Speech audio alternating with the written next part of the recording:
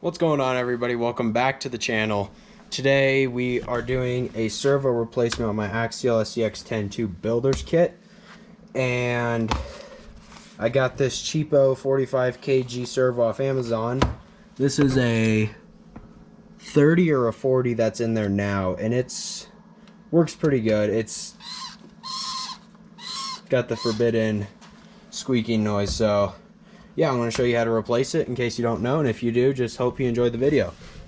Alright, so first step is unbox your servo, throw the box away in case you don't need it, and make sure that this is always kind of, yep, cool, it's going to fit.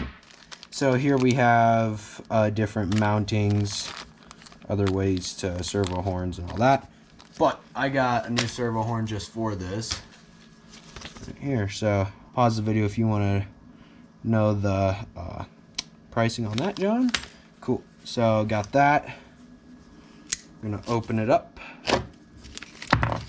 Sharpen my new knife, and it's awesome. So I'm gonna unplug the battery first. Take the battery out because it's kind of in the way on these. But all right. So now next step is we're gonna need to cut the wires here. We're gonna need to cut the zip tie here that I have holding the harness together. Just be careful you don't sever any of your wires.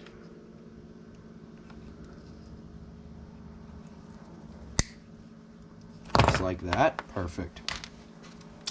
Single out this wire, go to trace it back to the receiver box. I'm gonna use power tools. You don't have to, but I like to use power tools just because they make my life so much easier. This is my old tool, so I don't know if it's going to really work that well. But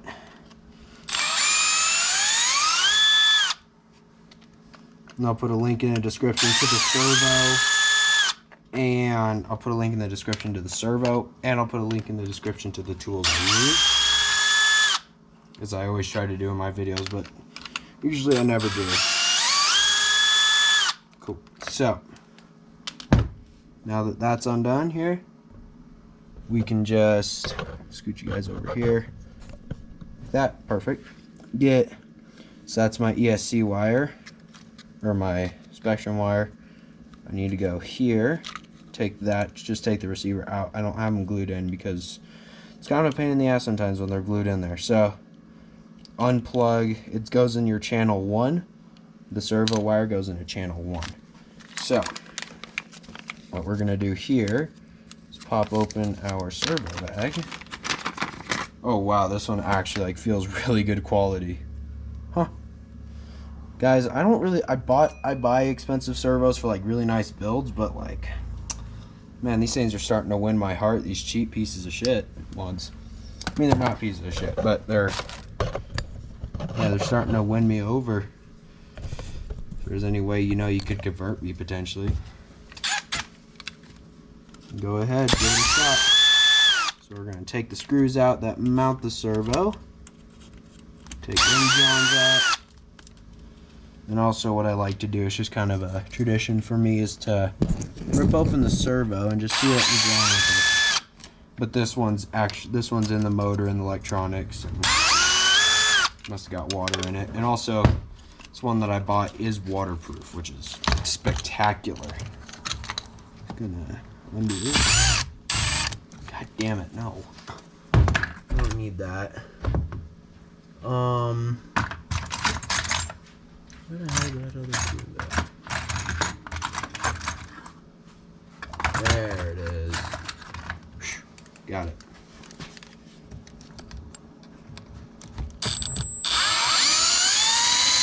That's recovered. Sweet. Cool. And then also while I'm here at this part, I like to just make sure my steering's free. Make sure there's no clearance issues or junk getting in the way. So, sweet. From there, throw that in the trash. Actually, no, I need a few parts off of it. But yeah, actually, no, I don't. But we're going to keep it around anyway just for the shit of it.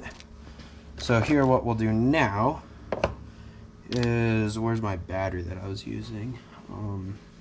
Let's use this one here that I have on the bench. So what I do is I Do I even have the controller in here? Wow, I'm prepared for this. Yes, I do. Cool. Alright, so always remember, controller on. Put the steering trim down to center. Put your steering trim on center. And then try to figure out which one's negative on these cheap servos.